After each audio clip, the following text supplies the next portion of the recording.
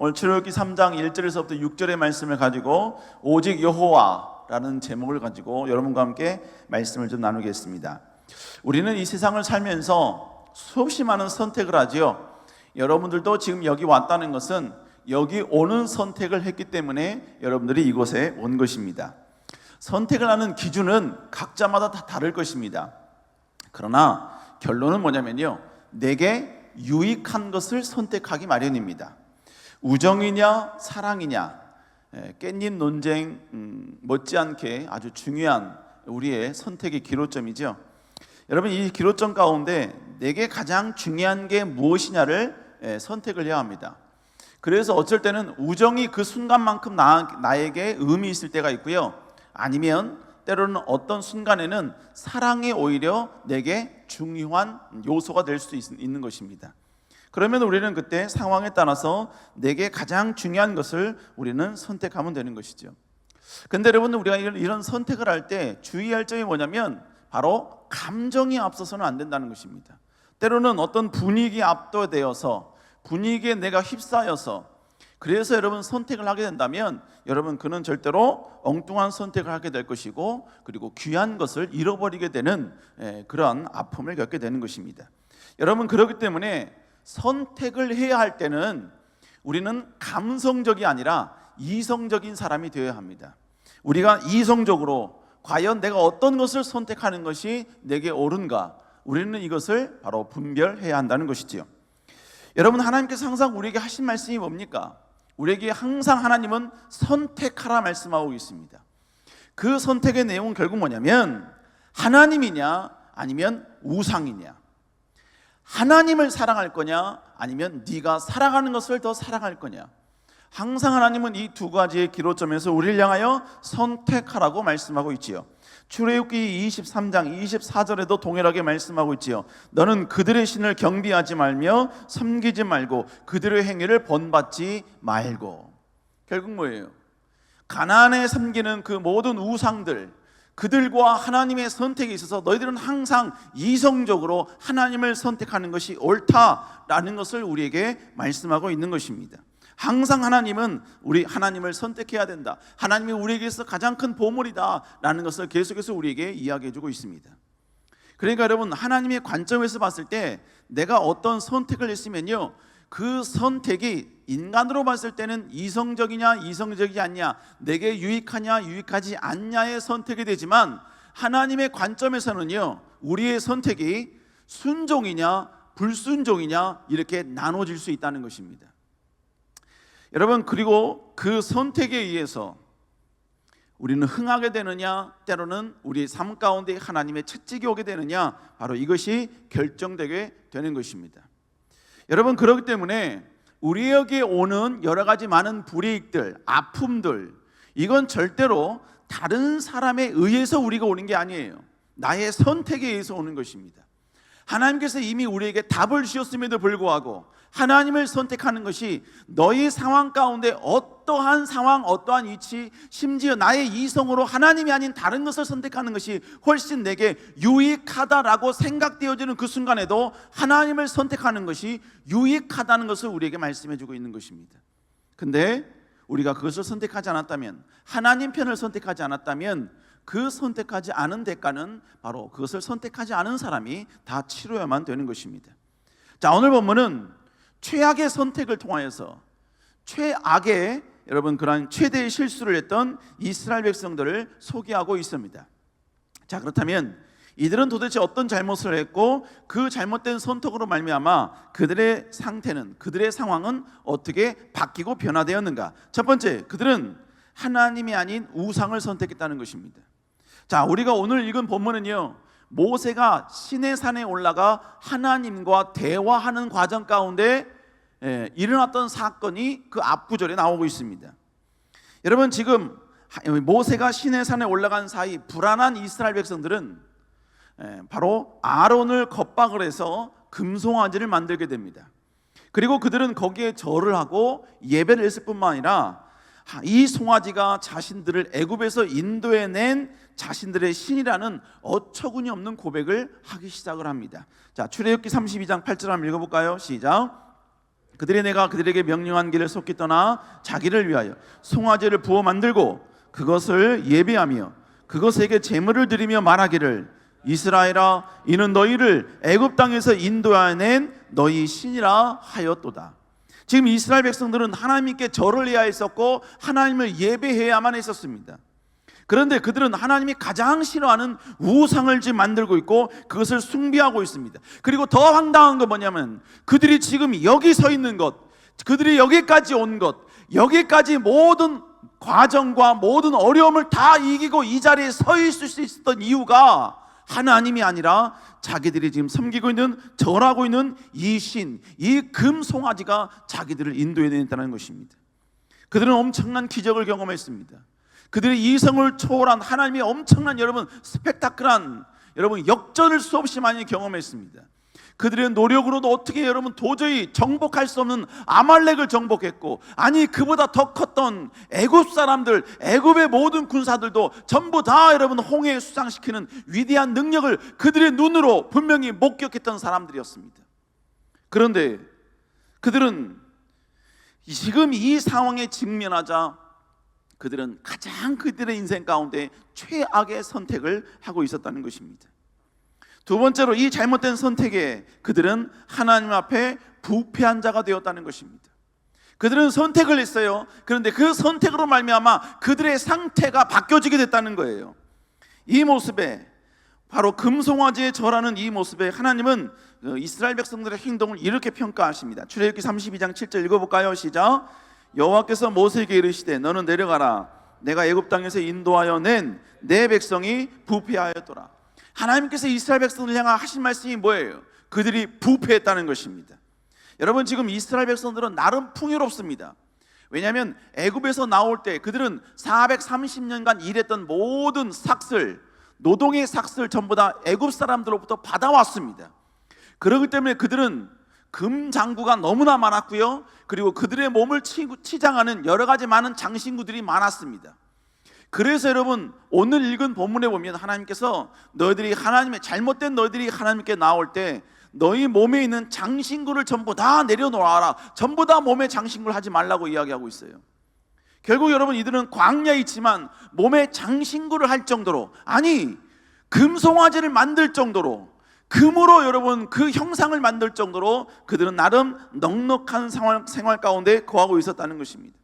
외형적으로 보면 그들이 살아가는 데 있어서 아무런 문제가 없는 것 같은 그런 상황입니다. 근데 문제가 뭐예요? 그들이 부패했다는 것입니다. 부패한 게 그들의 이성으로 부패한 게 아니라, 이성적으로 상황적으로 봤을 때 부패한 것이 아니라 바로 하나님 보시기에 부패한 민족이요 타락한 백성들이 되어버렸다는 것입니다. 여러분 이들에 대한 정체성이 달라졌어요. 선택을 잘못했을 때 하나님은 선택을 잘못한 그들을 향하여서 바로 부패한 백성이라고 새로운 정의를 내려버렸다는 것입니다. 그들이 부패한 이유가 무엇입니까? 바로 그들은 하나님이 아니라 금송아지를 선택했기 때문입니다. 그러면서 그들은 하나님이 우리를 인도한 것이 아니라 이 금송아지가 우리를 여기까지 인도했다, 여기까지 우리를 보호해준 주체는 하나님이 아니라 이 금송아지다, 여러분 그들은 계속해서 고백하고 있는 것입니다.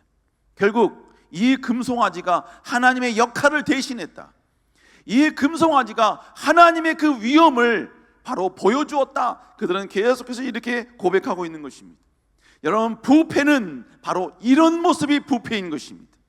우리가 어디가 썩어서가 아니라, 우리의 몸이 어디가 잘못돼서가 아니라, 우리의 몸이 더러워서가 아니라 여기까지 인도하신 하나님이 아닌 다른 것이 우리를 인도했다고 시인하는 것, 하나님이 우리의 삶을 도와주시고 하나님이 우리의 삶 가운데 주인 되심에도 불구하고 다른 것이 우리 인생의 주인이며 다른 것이 우리의 삶에 도움이 된다고, 다른 것이 우리의 삶을 보호해줬다고 선언하는 그 모습, 그 작태, 그 고백이 바로 부패한 자의 고백이라는 것입니다. 여러분 지금 우리는 이스라엘 백성들이 금송아지에게 절을 했던 그러한 모습으로 우리는 살아가지 않습니다. 누군가에게 우리는 절하지 않아요. 어떤 형상을 향하여서 하나님이 이와 같은 존재다라고 우리는 고백하지 않습니다. 그러나 우리는 하나님이 아닌 다른 것을 우리는 의지하며 그 다른 것이 하나님의 역할을 대신했다라고 우리는 고백하며 나아가고 있다는 것입니다. 여러분 우리는 내가 여기 있는 이유는 내가 열심히 노력했기에 나의 수고가 지금의 이 풍요를 만들었다고 고백하기도 합니다. 지금의 이 성공은 하나님이 아니라 나의 열정, 나의 활발한 성격, 나의 사교성의 결과라고 이야기를 합니다. 지금 내가 이 놀라운 형통을 경험하는 이유는 나의 지식뿐만 아니라 나의 노력, 나의 수고, 나의 탁월한 선택의 결과이었다라고 고백하는 것이지요. 하나님이 아니라 다른 것이 우리를 여기 있게 했다라고 고백하고 있다는 것입니다. 결국 무엇입니까? 하나님은 여기까지 오는 나의 인생에 그 어떤 역할도 하지 않았다. 전적으로 나의 노력이요, 전적으로 나의 수고며 전적으로 나의 희생이었다라고 고백하는 것이지요. 여러분, 결국 이 모든 고백의 모습이 결국 무엇을 말하는 겁니까? 나 자신, 내가 가지고 있는 능력이 나의 우상이 되어버린 것입니다. 나의 노력이, 나의 수고가, 나의 열정이, 나의 스킬이, 나의 탤런트가 하나님 없이도 충분히 이 세상을 살아갈 수 있다. 하나님이 없어도 도와주지 않아도 나의 모든 수고로 가능하다. 여러분, 이렇게 고백하며 나아가고 있다는 것입니다. 여러분, 결국 금송아지가 형상이 아닌 지금 내 자아로 변하여서 내가 하나님의 역할을 대신하고 내가 내 인생 가운데 하나님이 아닌 나의 능력이 하나님보다 더 위대한 존재요, 그 역할을 한다고 우리는 고백하고 나아가고 있다는 것입니다. 바로 이 시대에 우리가 금송아지가, 내 자신이, 내 가진 능력이 금송아지가 되어버렸다는 것이죠. 뿐만 아니라 우리가 가지고 있는 물질과 명예와 권력이 우상이 되어버렸습니다. 내 인생에 있어서 하나님이 필요한 것이 아니라 물질이 필요하다. 내 삶에는 하나님이 아니라 명예와 권력이 필요하다라고 이야기합니다. 그래서 때로는 그 명예와 권력과 물질을 얻기 위하여 하나님을 예배하여 하나님이 구별해 놓으신 하나님의 날, 그 날을 우리는 어기는 것을 서슴지 않습니다. 내 미래를 책임져 줄 유일한 것은 물질이다, 이렇게 선언하면서 물질을 얻기 위하여 여러분 직장과 일이면 하나님을 포기하면서까지 여러분 거기에 매진하고 거기에 집중한다는 것입니다. 그러기에 내 인생은 하나님이 책임져 주는 것이 아니라 바로 내가 준비한 명예, 내가 여러분 벌어놓았던 물질, 내가 지금까지 쌓아놓은 권력만이 내 인생을 보호해 줄 수 있고 내 미래를 책임져 줄 수 있다라고 우리는 이 순간 이야기하고 있다는 것입니다. 그러니까 더 이상 하나님께 엎드릴 필요가 없는 것입니다. 더 이상 하나님께 기도할 이유가 없는 것입니다. 더 이상 하나님께 충성할 이유가 없는 거예요. 더 이상 하나님의 기쁨이 되려고 수고할 이유가 없는 것입니다. 그냥 하나님이 아닌 내 스스로 저 세상에 나아가 나의 노력을 총동을 하여 여러분 그냥 열심히 하면 된다라고 생각하는 것입니다. 여러분, 결국 금송아지의 모습이 시대를 변하면서 새로운 모습으로 우리에게 다가서고 있습니다. 그리고 그 금송아지를 향하여 외쳤던 이스라엘 백성들처럼 우리도 지금도 하나님이 아닌 다른 것이 지금 우리를 여기 있게 했다, 바로 그렇게 고백하고 있다는 것입니다. 그러나 여러분, 사랑하는 성도 여러분, 우리는 지금 이스라엘 백성들과 다르다는 모습을 우리는 보여줘야 될 줄로 믿습니다. 이스라엘 백성들은 이렇게 실수했지만, 엉뚱한 선택을 했지만 나는 절대로 여호와만을 선택하겠노라. 내게 어떤 손해가 있고 어떤 아픔이 있고 어떠한 내 인생에 불편함이 있다 할지라도 나는 여호와만을 선택하리라. 우리는 이런 다른 모습으로 나아가야겠다는 거룩한 의분이 우리의 마음속에서 솟아나야 될 줄로 믿습니다. 우리는 달라야 될 줄로 믿습니다. 그렇다면 여러분, 이런 이스라엘 백성들에게 하나님이 내리신 그 결론은 무엇입니까? 첫 번째로 그들에 대한 하나님의 포기였습니다. 하나님은 금송아지를 숭배하는 이스라엘 백성들을 향하여서 이렇게 이야기합니다. 출애굽기 32장 10절 읽어볼까요? 시작. 그러는 내가 하는 대로 두라. 내가 그들에게 진노하여. 지금 하나님께서 모세에게 말씀하시는 거예요. 모세에게 하나님께서요, 모세야, 내가 하려고 하는 대로 그대로 둬라. 그러면 하나님이 하려고 했던 게 뭐예요? 그 다음 구절에 보니까 내가 그들에게 진노하여 그들을 진멸하고 그리고 너를 큰 나라가 되게 하시겠다라고 말씀하고 있습니다. 무슨 말입니까? 금송아지에 절을 했던 그들을 이 땅에서 진멸시키고, 모세 너에게 새로운 큰 나라, 새로운 큰 민족을 만들어 그를 통하여 하나님의 역사를 이루고 그들을 축복하고 내가 약속한 그 모든 약속들을 그들을 통해 이루시겠다는 것입니다. 여러분, 결국 이건 뭘 말하는 겁니까? 표면적으로는 진멸입니다. 전멸이에요. 그러나 여러분, 그들을 진멸하셨다, 하시겠다라는 표현은 뭘 말하느냐? 그 이스라엘 백성들을 포기하시겠다는 것입니다. 그들에게 하나님은 약속을 했어요. 하지만 약속을 했기 때문에 하나님은 하나님의 약속을 절대로 버리지 않습니다. 그 약속은 반드시 신실하게 지켜요. 그러나 지금 우상에게 절했던 너희들에게는 하나님의 약속을 실행시키지 않겠다는 거예요. 너희가 아니라 다른 민족을 만들어서, 다른 사람들, 다른 무리들을 만들어서 그들에게 하나님이 약속하신 것을 그들에게 실천할 것이고, 하나님이 너에게 보여주시겠다고 예정하신 그 모든 축복을 그들에게 보여주시겠다는 것입니다. 결국 하나님이 그들을 포기하겠다는 것입니다. 사랑하는 성도 여러분, 하나님은 신실하신 분이시기에 아브라함과 이삭과 야곱에게 하신 그 약속을 반드시 이루시는 분이십니다. 그런데 문제는 무엇이냐? 누구에게 그 약속을 이루시냐는 우리의 선택에 달려있는 것입니다.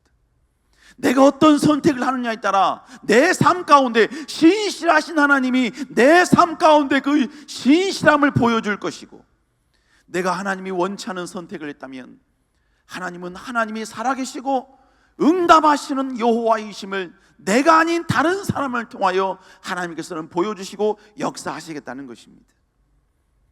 여러분, 우리는 절대로 이런 참담한 상황 속에 속한 자가 되어서는 아니 되는 것입니다. 우리는 우리를 통해 하나님의 비전이 이루어지기를 소망해야 합니다. 나를 통하여 하나님의 역사가 이루어지기를 우리는 간구해야 합니다. 여러분, 그렇다면 이것을 간곡히 내가 이루길 원한다면, 우리는 하나님이 원하시는 일이라면 그 어떤 무시와 조롱과 아픔과 피해가 있다 할지라도 우리는 하나님이 기뻐하시는 그 선택을 우리는 덥석 붙잡아야 될 줄로 믿습니다. 두 번째로, 하나님은 이스라엘 백성들과 가나안 땅에 함께 거하지 않으시겠다는 것입니다. 여러분, 이렇게 하나님의 진멸 계획에 지금의 이스라엘 백성들, 모두 금송아지에 절을 했던 이스라엘 백성들을 내가 다 진멸해버리겠다 하나님께서 선언하시자, 여러분, 모세는 끊임없이 계속해서 하나님께 중보합니다. 하나님 절대로 그러면 안 됩니다. 만약 하나님이 그렇게 하시면 하나님께서 이스라엘 백성들을 바로 출애굽시켜서 광야에서 다 진멸시켜 놓으라고 애굽 사람들이 이야기할 거 아닙니까? 하나님, 절대로 그런 말씀을 들어서는 안 됩니다. 그리고 하나님은 약속하셨지 않습니까? 분명히 약속하셨는데 왜 이들을 여기서 진멸하려고 하십니까? 여러분, 계속해서 모세는 끊임없이 하나님께 진멸하지 말라고 이스라엘 백성들과 하나님 사이에서 계속해서 중보합니다. 그래서 여러분, 하나님께서는 모세의 그 중보 때문에 마음을 바꾸십니다. 우리 출애굽기 32장 14절 읽어볼까요? 시작. 뜰을 돌이키사 말씀하신 화를 그 백성에게 내리지 아니하시리라. 하나님께서 여러분 더 이상 이스라엘 백성들을 진멸시키지 아니하시겠대요. 여러분, 얼마나 여러분 기쁩니까? 얼마나 행복해요. 그리고 나서 하나님이 이렇게 말씀하십니다. 출애굽기 33장 2절 3절 읽어볼까요? 시작. 내가 사자를 너보다 앞서 브니스 사람과 히윗 사람과 여부 사람을 쫓아내고 너희를 적과 꿀이 흐르는 땅에 이르게 하려니와. 여러분, 하나님께서요, 하나님의 사자를 가나안 땅에 미리 보내서 가나안에 존재하는 이스라엘 백성들의 두려움의 대상이 되었던 모든 가나안 족속들을 완전히 진멸시켜 주시겠다는 거예요. 얼마나 행복합니까? 얼마나 기쁜 말씀이에요. 하나님이 이렇게 하신 것은요, 이스라엘 백성들이 이뻐서가 아니에요. 이스라엘 백성들이 이런 하나님의 은혜를 받을 만한 자격이 있기 때문이 아니에요. 하나님의 속성 때문이었습니다. 하나님은 신실하신 분이시고 약속을 이루시는 분이기에 그들이 패역한 백성이고 그들이 하나님을 떠난 잔인한 백성이라 할지라도 하나님은 그 약속을 반드시 이루어 주시겠다는 것입니다. 그런데 그 다음 구절에 치명적인 말씀을 하십니다. 출애굽기 33장 3절 읽어볼까요? 시작. 나는 너희와 함께 올라가지 아니하리니 너는 목이 곧은 백성인즉 내가 길에서 너희를 진멸할까 염려함이라 하시니. 여러분, 분명히 가나안 땅에 가서 그 모든 족속들을 다 진멸시켜 주시겠대요. 그런데 하나님은 그렇게 하시는데, 그러나 하나님은 너희와 함께 가나안 땅에 가지 않겠다는 것입니다. 너희와 함께 올라가지 않겠다는 거예요. 하나님께서 약속하신 축복의 땅, 젖과 꿀이 흐르는 땅, 도저히 이스라엘 백성들의 수준으로서는 얻을 수 없는 그 위대한 축복의 땅 반드시 주겠다는 거예요. 허락해 주겠다는 겁니다. 주긴 주되 하나님은 절대로 너희와 가나안 땅에 거하지 않겠다는 것입니다. 사랑하는 성도 여러분, 하나님이 계시지 않는다면 그 위대한 축복이 우리에게 무슨 의미가 있습니까? 하나님이 우리와 거하지 않는다면 이 땅에서 우리가 얻는 그 모든 축복과 형통이 도대체 우리에게 어떤 의미가 있냐 이거예요. 여러분, 만약에 하나님이 우리와 함께 하지 않는다면 여러분, 우리가 가지고 있는 그 모든 형통, 축복, 물질, 명예, 권력, 형통, 여러분, 이것은 쓰레기만도 못한 것들이 되는 것입니다. 지금 하나님께서 지금 이렇게 말씀하는 거예요. 그러자 모세가 하나님의 말씀에 이렇게 답변을 합니다.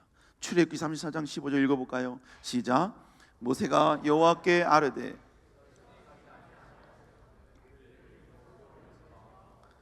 그가 지금 뭐라고 이야기합니까? 여호와여, 여호와가 친히 그 땅에 가지 않는다면 우리를 그곳으로 올려보내지 말라는 거예요. 하나님이 계시지 않는다면 그 위대한 축복은 우리에게 의미가 없고, 하나님이 계시지 않는 형통은 우리에게 아무런 가치가 없는 것이고, 젖과 꿀이 흐르는 땅이라 할지라도 하나님이 거기에 계시지 않으면 그것은 우리에게 쓰레기보다 못한 것이라고 지금 모세는 고백하고 있다는 것입니다. 그러면요, 세 번째로, 그러면 모세의 이 고백은 어떤 의미가 있겠습니까? 여러분, 첫 번째로 모세는 세상의 엄청난 축복과 형통보다 하나님을 더욱 귀히 여겼다는 것입니다. 하나님은 분명히 가나안 땅 주시겠다고 약속하셨습니다. 지금 나라가 없어서 광야를 헤매고 있는 이스라엘 백성들에게 지금 당장 필요한 것이 정착할 땅이었습니다. 그것도 아무런 땅이 아니라 그 지역 가운데 가장 비옥한 땅, 그리고 물이 있고 꽃이 피어나고, 그리고 여러분요, 물이 없기 때문에 목축업을 해야만 했던 그들이 영원히 정착할 수 있는, 농업을 할 수 있는 그 땅이 지금 이스라엘 백성들이 가장 필요했습니다. 그 땅이 바로 가나안 땅이었죠. 그러므로 이스라엘 백성들은 가나안 땅만 얻으면 그들은 평생 고민할 필요도 없고 고생할 필요도 없습니다. 그들이, 여러분요, 지금 가나안 땅만 그들의 손으로 얻어내면, 그들이 쟁취하면 그들과 그들의 자손은 평생 동안 여러분요, 절대로 고통과 가난을 겪지 않아도 됩니다. 그런데 여러분, 그런 땅을 만약에 쟁취했다 할지라도 그곳에 하나님이 계시지 않으면 모세는 가지 않겠다는 것입니다. 결국 모세에게 있어서 가장 중요한 게 뭐였습니까? 모세는 이 세상의 축복이 아니었습니다. 이 세상의 형통이 아니었어요. 바로 하나님과 함께 거하는 것, 그것이 그에게 있어 최고의 가치였고 최고의 보물이었다는 것입니다. 하나님과 평생 거해야 되는 조건으로 함께 한다는 이유 때문에 평생 그는 불편한 광야에서 머무른다 할지라도 그는 아무렇지도 않다는 것입니다. 하나님과 동행한다는 이유 때문에 그 모든 축복을 바로 눈앞에 보이지만 그러나 그것을 쟁취할 수 없다 할지라도 그는 괜찮다는 것입니다. 하나님의 위대한 약속이 내 앞에 이미 다 펼쳐졌고 하나님이 이미 주시겠다고 약속하셨지만, 그러나 하나님이 그곳에 계시지 않다면 여러분, 그까짓 것 얼마든지 포기할 수 있다는 것입니다. 하나님만 함께 하시면 된다는 것입니다. 모세에게 있어서 오직 하나님만이 그의 가장 큰 사랑이었고 가장 큰 보물이었고 가장 큰 소망이며 희망이었다는 것입니다. 사랑하는 성도 여러분, 우리 그리스도인의 실수가 뭡니까? 새 하나님을 버리고 세상의 즐거움을 선택하는 것, 물론 여러분 그것도 가장 큰 실수죠. 그러나 더 큰 실수는 뭐냐? 하나님 없이도 내 힘과 내 노력으로 모든 형통만 있으면 아무렇지도 않다라고 생각하는 것입니다. 하나님이 없는 형통, 하나님이 거하지 않는 축복, 하나님이 여러분이 절대로 함께하지 않는 그 모든 명예를 얻는 것을 두려워하지 않는다는 것입니다. 여러분, 우리 그리스도인은 주 없이 살 수 없는 존재인 줄로 믿습니다. 우리는 여호와를 잃어버리면 우리는 모든 것을 잃어버리게 되는 것입니다. 두 번째로 모세는요, 비전보다도 하나님과 동행하는 것이 우선이었습니다. 가나안 땅은 모세도 들어가고 싶었던 장소였습니다. 그리고 그가 여기까지 갖은 모욕과 수치 그리고 모든 고생을 참아내면서 올 수 있었던 이유는 바로 가나안 입성이라는 그 소망 때문이었습니다. 그리고 더더욱 중요한 것은 가나안 입성까지 가는 것이 그가 존재하는 목적이었고 그가 호흡하는 이유였으며 그리고 그것이 그의 비전이었습니다. 가나안까지 가는 것은 하나님께 부름받은 그만의 이유였다는 것입니다. 그런데 그는 가나안 땅에 들어가지 않겠다는 거예요. 가나안 땅에 들어가지 않으면 그가 지금까지 버텼던 소망을 스스로 포기하는 것이고, 그가 가나안 땅에 가지 않겠다는 것은 그가 이 땅에 존재하는 자신의 그 비전이 완전히 박살나는 것이고, 그가 가나안 땅에 가지 않겠다는 것은 그가 이 땅에 호흡하는 이유를 완전히 짓밟아 버리겠다는 것이었습니다. 그런데 여러분, 그가 이런 선택을 한 이유가 뭐였습니까? 다른 게 아니었습니다. 바로 하나님이 그 가운데 계시지 않기 때문이었습니다. 이런 상황에서 그는 자신의 비전과 소망이 완전히 박살나는 한이 있더라도 자기는 하나님이 있는 편을 선택하겠다는 것입니다. 왜요?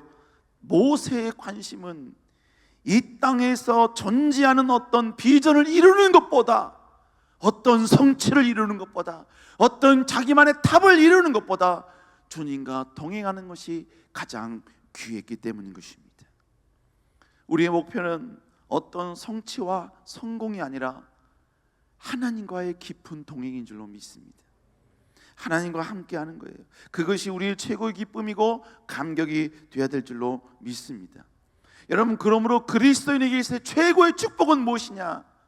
하나님의 비전을 이루기 위하여 엄청난 하나님의 주시는 축복과 형통과 명예를 가지면서도, 가졌음에도, 소유했음에도 하나님과 동행하는 자예요. 하나님을 소유하는 자입니다. 가진 것과 소유한 것과는 상관없이 하나님을 나의 왕으로 섬기는 사람, 하나님을 나의 보물로 섬기는 사람, 이 세상의 그 어떤 보물보다도 하나님을 존귀히 여기는 사람, 그리고 하나님이 주신 그 모든 것들을 통하여 하나님 나라 영광을 위하여 아낌없이 사용하는 사람, 그리고 사용해도 기쁘고 드려도 기쁘고 또 다른 하나님의 공급함을 받으면서 여전히 그것 때문에 흔들리는 자가 아니라 끝까지 하나님만을 사랑하는 자, 여러분, 그가 진정으로 아름다운 진정한 최고의 그리스도인의 모습인 것입니다. 여러분, 작은 비전이어도 상관없습니다. 누구도 관심 갖지 않는, 정말로 여러분요, 작고 작은 먼지와 같은 비전일지라도, 그 인생의 성취를, 하나님의 영광을 위한 작은 성취를 할지라도 여러분, 그 성취 속에서도 하나님만으로 기뻐하고 하나님만으로 감격하고 하나님만으로 즐거워한다면 여러분, 그는 최고의 행복한 그리스도인인 것입니다. 마지막 세 번째로, 모세는 하나님과 함께 한다면 그 어떤 불편한 것도 수용할 수 있는 용의가 있다는 것입니다. 지금 모세는 여호와가 가나안 땅에 가시지 않다면 그도 그 자신도 절대로 가나안 땅에 가지 않겠다고 고백하고 있습니다. 여러분, 만약에 모세가 가나안 땅에 들어가지 않는다면, 그렇다면 여러분, 모세는 어느 곳에 기거해야 합니까? 모세가 기거할 곳은 딱 한 군데밖에 없습니다. 바로 광야입니다. 그는 하나님이 가나안 땅에 계시지 않는다는 이유 때문에 가나안 땅에 들어가지 않는다면 그는 평생 광야에서 살아야 합니다. 광야는 낮에는 낮이기 때문에 고민해야 되는 장소이고, 밤이 되면 밤이 되었기 때문에 고민해야 되는 장소입니다.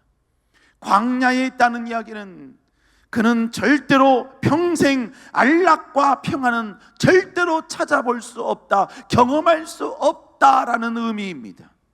죽음이 일반인 곳이며 희망이라는 것은 전혀 찾을 수 없는 곳이 바로 광야입니다. 그런데 모세는 평안한 가나안보다 바로 이 척박한 광야에 기거하겠다는 거예요. 왜요? 하나님이 가나안 땅에 가시지 아니하고 지금 이 광야에 거하신다고 말씀하시기 때문인 것입니다. 여호와가 계시는 곳이 광야라면 그곳에 여호와가 머물기 때문에 나도 머물겠다는 것입니다. 아무리 풍족한 가나안일지라도 그곳은 싫고 하나님이 계신 그 척박한 그 광야가 자기가 평생 기거할 장소라고 고백하고 있는 것입니다. 사랑하는 성도 여러분, 우리도 다시 한번 이스라엘 백성들이 아닌 모세와 같은 자가 되어야 될 줄로 믿습니다. 지금 힘들고 지친 환경 가운데 우리는 거할 수 있습니다. 내 힘으로 감당하기 힘든 강한 고난의 그 바람 앞에서 어쩔 줄 몰라서 우리는 좌절하고, 여러분, 정말로 우리는 불안 가운데, 초조 가운데 있을 수도 있습니다. 그래서 우리는 지금의 이 고난이, 이 아픔이 제발 빨리 해결되기를, 내 인생의 이 태풍이 빨리 나를 지나가기를, 그래서 평온한 상태가 빨리 내게 찾아오기를, 그 상태를 우리는 갈망할 수도 있습니다. 그러나 여러분, 우리가 진정으로 갈망해야 할 것은 태풍이 지나간 평온의 자리가 아니라 태풍 속에 있다 할지라도 주님과 함께하는 것, 주님과 동행하는 것, 주님의 은혜 안에 거하는 것, 우리는 이것을 갈망해야 하는 것입니다. 여러분, 결국 내가 감당할 수 없을 것만 같은 환경이라 할지라도 여러분, 주님과 함께 하신다면, 주님이 나와 함께 하신다면 여러분, 그 자리는 광야가 아니라 천국인 줄로 믿습니다. 우리는 시대가 흐르면 흐를수록 점점 하나님이 아닌 것에 절을 하고, 하나님이 아닌 다른 것이 우리를 여기까지 인도했다고 고백하고, 하나님이 아닌 다른 것만이 우리의 삶을 지탱해 줄 수 있다라고 우리는 계속 고백을 하며 나아갑니다. 하나님보다 다른 게 더 강하고, 하나님보다 다른 것이 더 위대하고, 하나님보다 다른 것이 더 우리에게 있어 보물이라고 우리는 계속해서 이야기하고 나간다는 것입니다. 그래서 여러분요, 지금 이스라엘 백성들이 그 광야에서, 시내 산 아래에서 그들이 했던 그 실수를 우리는 비난하고 돌아가면서 지금 우리도 여전히 그들이 가고 있는 그 길을 따라가는 실수를 범할 때가 있다는 것입니다. 사랑하는 성도 여러분, 우리는 그들과 달라야 합니다. 우리는 내 몸이 찢겨지는 한이 있어도 여호와를 선택하고, 여호와를 즐거워하고, 여호와로 기뻐하고, 여호와로 행복한다는 고백이 우리의 끊임없는 고백이 되어야 될 줄로 믿습니다. 여러분, 그렇게 이스라엘 백성들과 다른 21세기의 모세와 같은 선택, 모세와 같은 믿음, 모세와 같은 오직 주 바라기에, 여호와 바라기의 삶을 살아가는 여러분 되시기를 다시 한번 주의 이름으로 축복합니다.